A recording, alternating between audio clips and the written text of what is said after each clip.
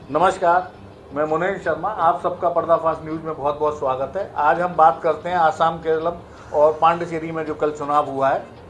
भारी बहुमत से जनता ने वोट का, अपने अधिकार का प्रयोग किया है और काफ़ी बढ़ चढ़ के हिस्सा लिया है। अब इसमें कुछ बातें हैं, हमारे साथ हैं अभिषेक पांडे जी। पांडे जी नमस्कार।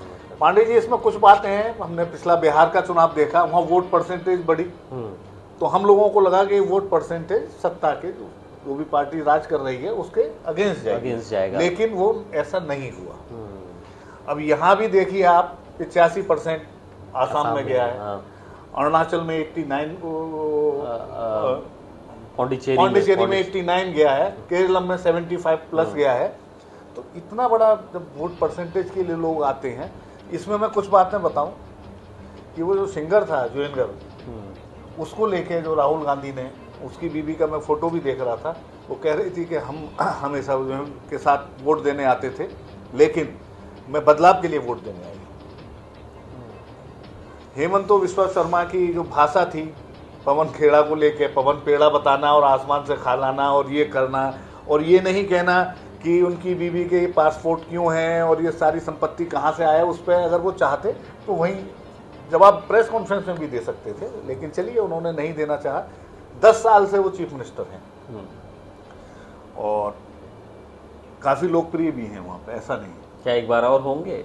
नहीं, लेकिन उनका भी आपने एक AI जनरेटेड फोटो देखा था कि टोपी वाले को कैसे, उस पर चुनाव आयोग ने कुछ नहीं कहा, बड़ा बवाल मचा। दूसरी तरफ वो ये कहते हैं मैं गौ मांस को मना नहीं करता, लोग घरों में खाएं।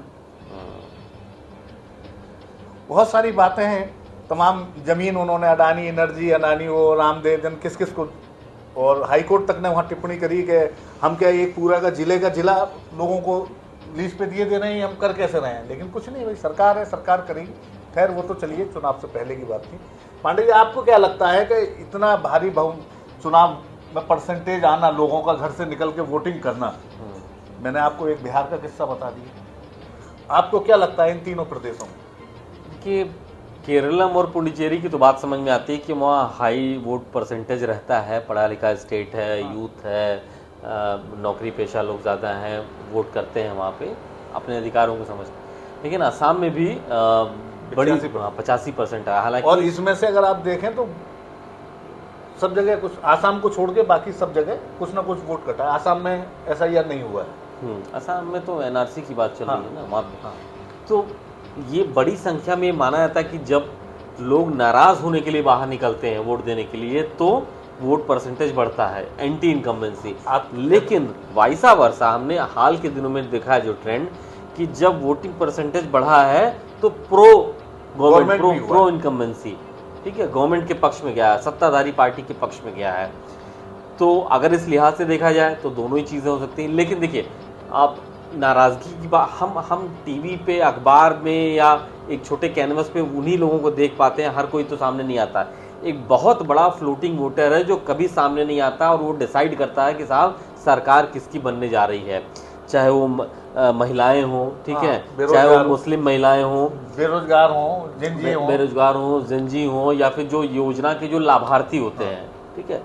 तो एक बड़ी संख्या में, अब आप ये समझिए कि सरकार की जो तमाम योजनाएं हैं जो घर बैठे लोगों को मिल रही हैं, लाभ उसको पा रहे हैं।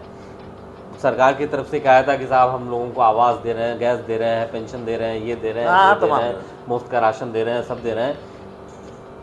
अब हाल के दिनों का अगर रिकॉर्ड देखा जाए तो ये प्रो इनकम्बेंसी है, ऐसा लग रहा है, ठीक है।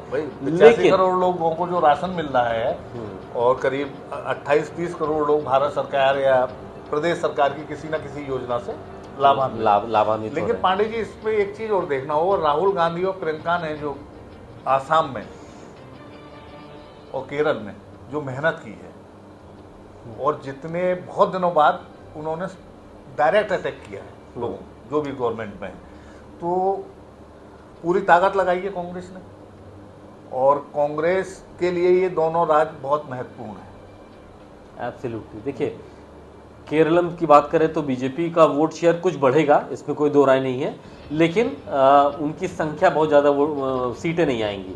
पिछली बार से हो सकता है 1 सीट 2 सीट ज़्यादा हो जाए, ऐसा नहीं है कि सरकार बनाएगी वो। लेकिन इसका मतलब यह है कि वहाँ पे कांग्रेस की संभावनाएं कहीं ज़्यादा है सरकार बनाने की। केरल में मुझे लगता है कि ये जो वोट शेयर मैं देख रहा हूँ इसके बाद से कांग्रेस के ऊपर एक डाउट आता है कि शायद 50-50 चांसेस हैं। अभी कुछ दिनों पहले तक लगता था कि कांग्रेस की मेहनत के बाद वहाँ पे हिमंता के खिलाफ एक माहौल बन रहा है और वो उनको कुर्सी छोड़नी पड़ेगी। लेकिन जो ये जो नंबर्स आए हैं, मतलब इतनी बड़ी तादाद में लोग वोट किए हैं, अब इसने कंफ्यूज कर दिया है। इसीलिए हिमंता को एकदम से आप बाहर नहीं कर सकते अभी फिलहाल आसाम से कि उनको हम मान लें कि बाहर हो गए। ये प्रो इनकम्बेंसी भी हो सकती है। तो ये यहाँ पर आसाम में थोड़ी टफ फाइट है इस बार। केरल में कांग्रेस के लिए केक वॉक है, लेकिन असम में 50-50 है फिलहाल। मेरा ये मानना है, चलिए पांडे जी का अपना वक्तव्य है कि कांग्रेस के लिए संजीवनी होंगे अगर ये दोनों प्रदेश कांग्रेस जीत जाती है।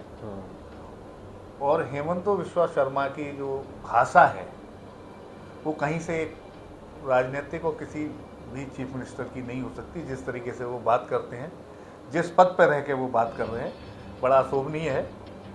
बाकी जनता जनार्दन तय करेगी। 4 तारीख को देखते हैं कि हमारा आकलन सही निकलता है या पांडे जी का आकलन सही निकलता है।